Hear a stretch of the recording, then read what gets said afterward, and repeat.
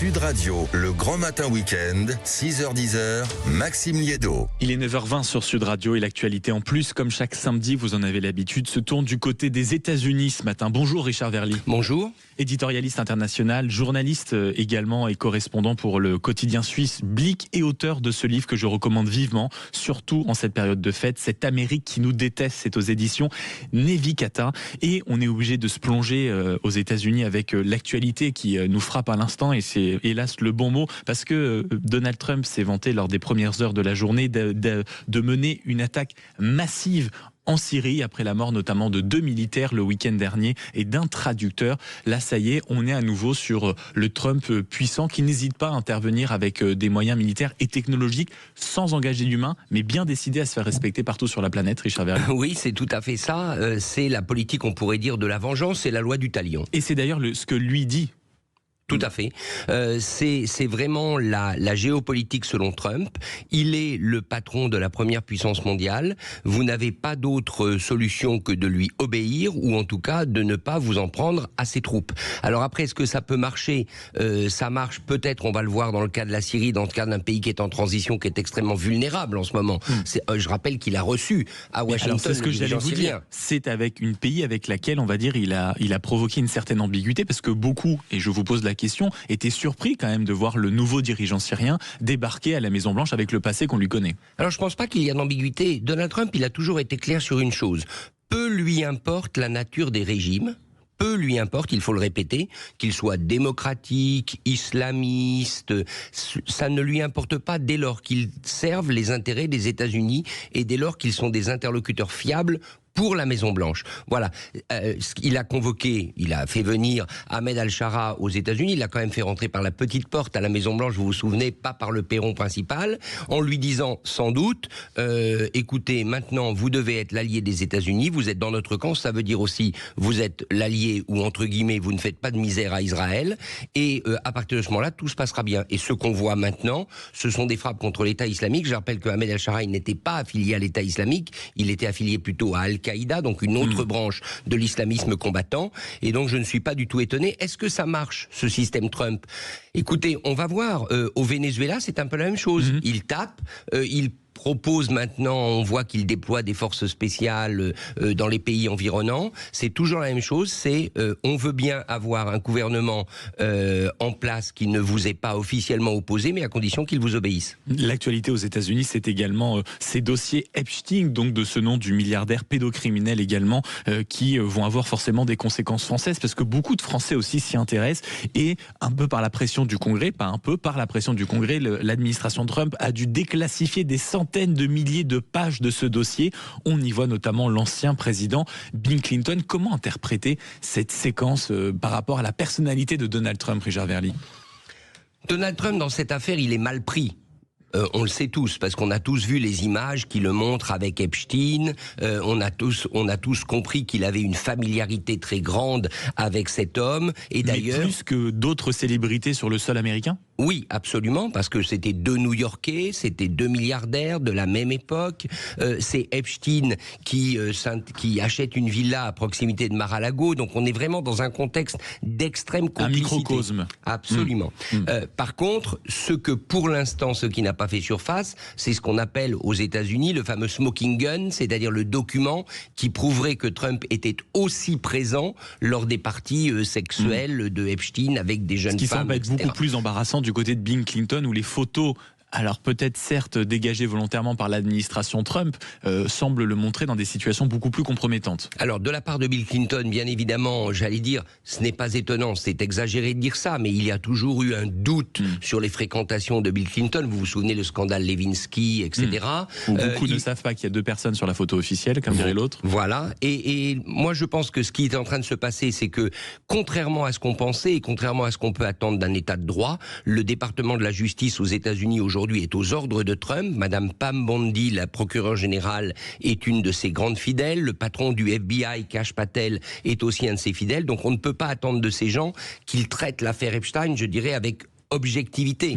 Donc qu'on voit sortir des images avec des personnalités démocrates de manière à créer une sorte d'écran de fumée, malheureusement ce n'est pas étonnant. Ça ne veut pas dire pour autant que la photo ou les images compromettantes avec Trump ne sortiront pas. Cette Amérique que vous êtes déjà en train de décrire, Richard Verly, vous y avez consacré du temps, vous y avez consacré un livre que je recommande, Cette Amérique qui nous déteste, c'est aux éditions Nevicata, et je le recommande vivement. Il est très renseigné, il est fourmillant d'anecdotes, vous semblez l'avoir écrit d'une traite, et j'aimerais qu'on revienne justement sur certaines d'entre elles. La première qui est très frappante, quand on essaye de comprendre le personnage de Donald Trump, on a conscience déjà de la fréquentation de son avocat Roy Cohn, qui semble lui avoir donné quelques bases pour assurer, on va dire, son pouvoir sur les autres, mais vous racontez une anecdote, il prononce une phrase un jour en présence de certains journalistes dont vous racontez. Oui, absolument. Le règne de Donald Trump, et ça nous ramène à ce qu'on vient d'évoquer sur la Syrie, c'est le règne de la peur. Et il le revendique. C'est-à-dire que sa méthode, en partie inspiré par Roy Cohn, cet avocat qui l'avait en quelque sorte pris sous tutelle à New York dans les années 80, c'est toujours attaqué. Vous vous souvenez la fameuse photo après l'attentat où il a le poing levé, fight, fight, fight, combattre, combattre, combattre, toujours attaquer, toujours mettre ses interlocuteurs en situation défensive, toujours être lui à l'assaut, et notamment vis-à-vis de la presse. Roy Cohn, c'était tu attaques en permanence, tu ne nies jamais et tu n'admets jamais une défaite. Voilà. Mais rappelez-vous, vis-à-vis des journalistes, les paroles qui depuis, moi mon livre, je l'ai terminé à la fin de cet été, il a été publié début novembre pour le premier anniversaire de l'élection. Rappelez-vous depuis ce que Trump a dit à des journalistes dans un avion, où il a traité une journaliste de porc, de truie, piggy, littéralement. Rappelez-vous ce qu'il a pu dire à une de nos consoeurs, une consoeur française, où il lui a dit « Excusez-moi, je comprends pas votre accent, il est joli votre accent, mais je comprends pas, donc je réponds pas à la question. » Dans le bureau ovale, voilà la manière de Trump, c'est semer la peur, et surtout semer chez ses interlocuteurs journalistiques une sorte de malaise du fait que quand vous approchez de lui, eh bien, vous perdez vos moyens. C'est ça la méthode Trump. Il y a aussi, non pas une méthode Trump, mais peut-être le ressentiment sur lequel Trump arrive à se faire élire et à plaire à une partie de l'électorat. Vous racontez l'un de vos voyages aux États-Unis où vous discutez avec un mécanicien dans un État des États-Unis et il vous dit quelque chose qui vous sied et qui explique peut-être si bien pourquoi Donald Trump a réussi, après 73 chefs d'inculpation, à être élu une deuxième fois président des États-Unis. Oui, le registre, c'est celui de la colère, c'est du ressentiment, notamment vis-à-vis de l'Europe, puisque le sujet de mon livre, c'est cette Amérique, c'est-à-dire l'Amérique MAGA, l'Amérique trumpiste, qui nous déteste. Il se trouve que j'avais choisi de faire une partie de mes reportages en 2024 en camping-car. J'ai loué ce camping-car au sud de Chicago, à Naperville, et je l'ai laissé à Mar-a-Lago, ou plus exactement tout à fait à côté de Mar-a-Lago, en Floride. Et lorsque je vais chercher ce camping-car, qui était un peu grand, 9 mètres de long, je tombe sur le mécano qui était en train de tout vérifier, et on entame la conversation, et le type dit « Vous, Européens, vous avez rien compris, vous nous avez abandonnés, nous, aujourd'hui, c'est le règne de la force, on est dans une jungle mondiale, Trump, alors ça, il me le dit aussi, Trump, on sait tous qu'il est fou, ce que j'ai beaucoup entendu aux États-Unis, on sait tous qu'il est dingue, mais ce qui compte, c'est ses politiques et ce qu'il va faire, et il va nous défendre. Et vous, Européens, vous avez au fond oublié vos alliés, c'est intéressant, parce que nous, c'est comme ça qu'on le vit en Europe.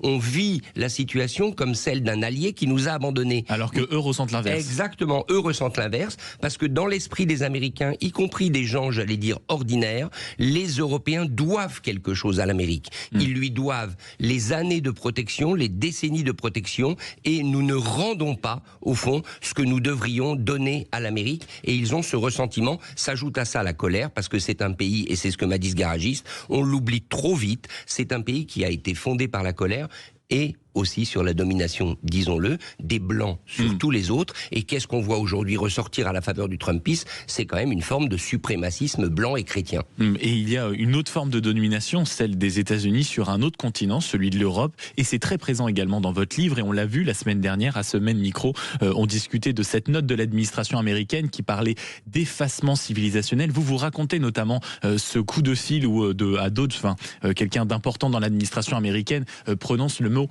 Fuck Europe, et vous dites à quel point ça n'est pas si anecdotique que ça qu'une personnalité puisse laisser échapper ça dans une petite conversation téléphonique. C'est très prégnant dans l'idéologie de plus en plus du deuxième mandat de Donald Trump. Absolument, il faut remettre cette expression Fuck Europe, donc allez vous faire voir l'Europe, dans son contexte. C'est une expression qui est prononcée en 2014, c'est-à-dire il y a 10 ans, par une ambassadrice américaine auprès de l'OTAN qui est démocrate. Victoria Nuland, elle n'est pas républicaine, Démocrate. elle n'est pas trumpiste. Et qu'est-ce qu'elle dit? Quand elle dit fuck Europe, en gros ça veut dire peu importe ce que pensent les Européens, peu importe ce que pense l'Union européenne, peu importe ce qu'elle fait, ce qui compte c'est notre volonté, c'est fameux notre America agenda. First. Absolument. Et donc ça prouve que ce sentiment America First, il est très profond aux États-Unis. Par contre, avec Donald Trump, il a trouvé une traduction, j'allais dire colérique, encore plus colérique et encore plus difficile à accepter pour les Européens, parce que lui va jusqu'au bout du propos.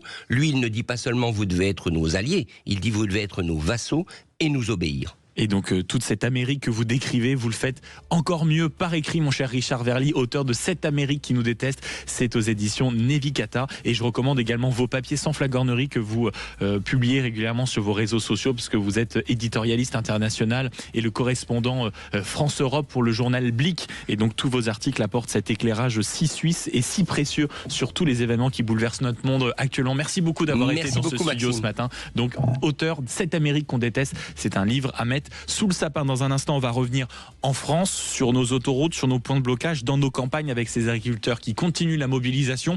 Et cette question, est-ce que vous, auditeurs de Sud Radio, vous seriez prêts à sacrifier un peu de confort, y compris dans cette période de fête, dans cette période de Noël, pour justement soutenir les agriculteurs, payer plus cher vos produits, peut-être annuler vos vacances, peut-être tout simplement aller sur des blocages pour apporter quelques denrées, comme on dit. Il y a un numéro et c'est toujours le même, 0826 300 300. La France au bout du fil, c'est vous. À tout de suite.